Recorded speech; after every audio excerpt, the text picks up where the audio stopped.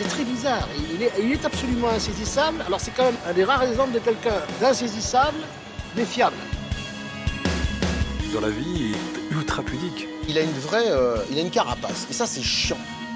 À une époque où j'ai vraiment sombré, et pas du tout dans l'alcool, comme il a été dit, il m'a fait guérir. Laurent Ruquier. On va lui mettre une note sympathique pour une an. On va lui mettre le 18. Moi, personnellement, ça a vraiment changé toute ma vie, quoi. Je suis passé de rien à tout, quoi. La pire des limites, c'est que oh non, Jean-Marie, oh non. Il va y avoir un malaise. Tant pis, je le dis, j'avais envie de le dire, je suis homosexuel, en de lettres PD. C'est simple, quand Kathleen Barman, notre productrice, m'a dit qu'il fallait faire 3 heures d'émission, je lui ai tout de suite répondu, on n'est pas couché. On dit le vrai, il n'est pas comme ça dans la vie. Mais sauf que le vrai, j'ai l'impression que c'est celui qui est en direct à la radio.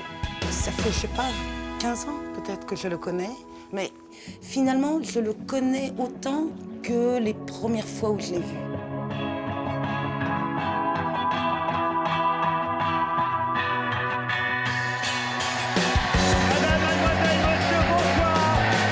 En fait, j'ai pris ce qu'il y avait à la maison. J'ai pris un transistor et puis le téléviseur familial. Jean-Yann. On a dit aussi que je n'étais pas fait pour faire de la télé. Bien assuré pour la première fois à la télévision. À partir du moment où j'ai fait ce coming out, je crois, j'ai été différent. Et c'est vous qui faites de la discrimination. En fait, j'avais créé ma radio imaginaire. Au fond, je croyais être fou. Mais j'ai eu un drame sentimental à ce moment-là. C'était fait divers.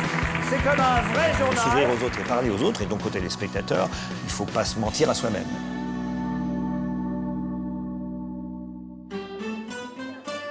Cuba, La Havane, juillet 2012. Une étrange petite bande est réunie sur la terrasse de l'hôtel Parque Central. La responsable de ce regroupement bigarré, c'est elle, Claude Sarraute, dont on fête ce soir-là le 85e anniversaire. Mais le coupable, c'est lui, Laurent Ruquier, qui a pris l'initiative d'inviter pour l'occasion une trentaine de ses proches. Christophe Beaugrand à côté d'Annie Lemoine. Raphaël Desrailles à côté d'Annie Lefebvre. Daniel Evenou. Pierre Bénichou. Christine Bravo, elle est où Christine? Elle fait chier Christine Bravo. Sylvie Boulet à côté de Christine. Julie à Laurent, côté de Stevie. je participe à ces émissions depuis 18 ans. Et je ne compte plus les soirées, les week-ends, les vacances que nous avons passées ensemble. Mais ce soir-là, je me souviens de ce que je me suis dit.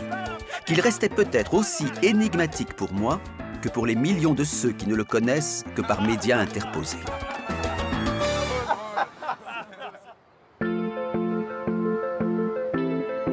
L'histoire de Laurent Ruquier commence dans un autre port que la Havane, mais lui aussi marqué par la faucille et le marteau. Quand Laurent vient au monde, le 24 février 1963, il n'y a qu'une seule chaîne de télévision, la maison de la radio n'existe pas encore, et Le Havre est considéré comme le plus grand bastion communiste de France. Les Ruquier habitent 12 rue Paul-Louis Courier, dans cet immeuble d'un quartier populaire de la ville. Ils forment une famille ouvrière de gauche assez représentative de l'époque. Les parents espèrent que leurs enfants gagneront mieux leur vie, mais ils n'ont pas pour autant des rêves de grandeur. Le père, Roger, aujourd'hui décédé, travaille au chantier naval. La mère, Raymonde, est mère au foyer. Mon mari serait fier aussi, vous savez. C'est que Laurent, pour lui, il s'en occupait bien. Il dit, t'as vu, il est arrivé par lui-même, c'est pas beau ça? Ben oui, c'est vrai que c'est beau, ça fait plaisir. Ah ben, il était pas turbulent, hein. Ça, on peut pas dire que c'est un enfant qui était turbulent, non. Il est peut-être nerveux, mais pas turbulent. Il faisait pas trop de bêtises, c'est pas ça? Non. Non, je me souviens pas qu'il ait fait des bêtises. Il aimait avoir un livre, lire, écrire, son petit fauteuil devant la télé, il bougeait pas. Par exemple, pour se coucher le soir, c'était facile? Ah oui, oh là là. Hop, prends le pyjama, puis hop, en route.